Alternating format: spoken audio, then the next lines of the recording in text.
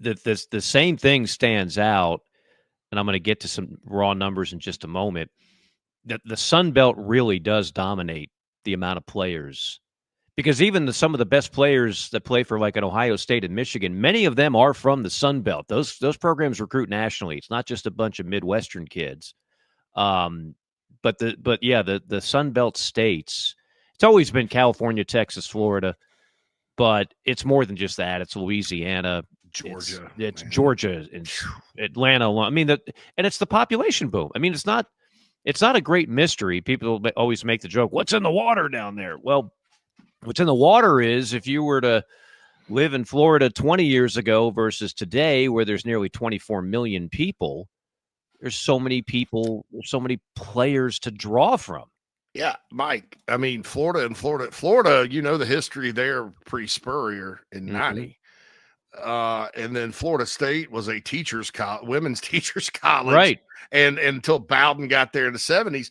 Well, if you look at the population of the state of Florida, like permanent residents, and there's always been a lot of retirees there, but like people that move there and have families and, you know, things like that, the rise of Florida and Florida State to great jobs, powerhouse teams really happened during the population boom.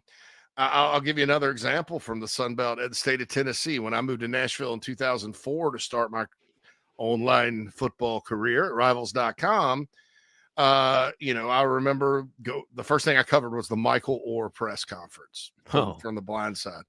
Yeah, me and Chris Childers, who you know well, the pony, and my buddy Greg Lackey, we're still friends to this day. We got in my car, drove to Memphis to cover it. It's about 2-3 hours, and I remember at the time, talking to some of the Tennessee people, because Tennessee was the second place school, how critical it was to recruit Memphis, but also how hard, because Memphis was so far away, and that the state of Tennessee.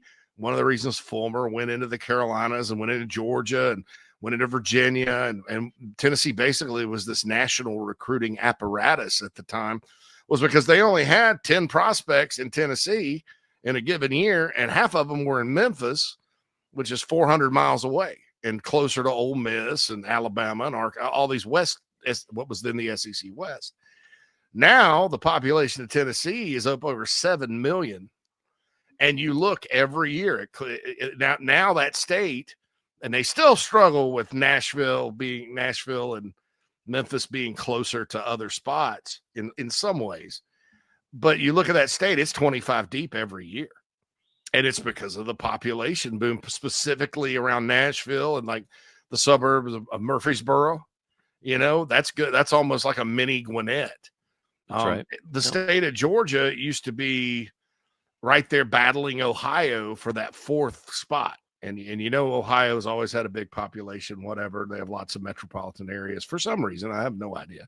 No offense to Ohio, but I had to look up why everybody moved there. I was like, why did they come here and stop when this was a state? There's a lake way up there. It's frozen half the time. It's like, I don't know. Why did they stop here? Anyway, now it's put Ohio in the rearview mirror, and Georgia some years will have just as many like Power 5 or D1 guys out of the state as Florida. Amazingly enough, there's more kids from Georgia on SEC rosters than Florida. For whatever reason, now the ACC, there's more Florida. So, I mean, I guess with 2 schools in that state, but it's been interesting to track, and unfortunately,